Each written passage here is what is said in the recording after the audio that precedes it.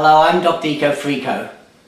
Before he was elected, Barack Obama promised he would act on climate change, but he ended up wrecking the Copenhagen summit. When he arrived at the end of the summit, he went behind the backs of the UN and most of the member states and brokered his own climate deal with a small group of industrial nations. He demanded concessions from China and India while offering nothing.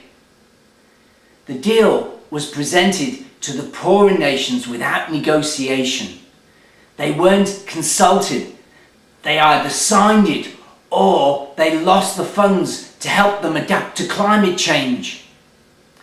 And the money they get is well below the amount needed, and it'll probably be diverted from existing aid commitments anyway. Obama's unilateral diplomacy really angered everyone who wasn't part of his industrial group.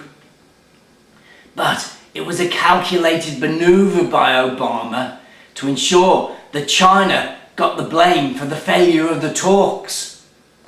Also, Obama knew that it would be hard to get a strong climate deal through the US Senate, because many of these politicians are in the pockets of the US energy industry.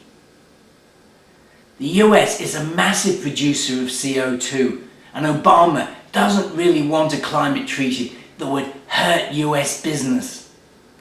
He doesn't want to make sacrifices, especially not at the expense of another country, a competing economy.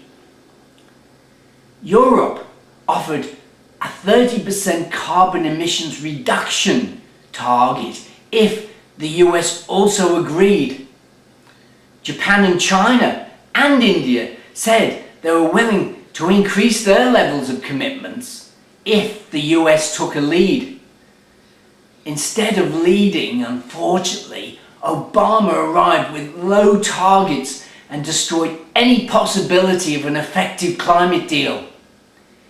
He's more concerned with defending the corporate interest in his own national economy than responding to climate change.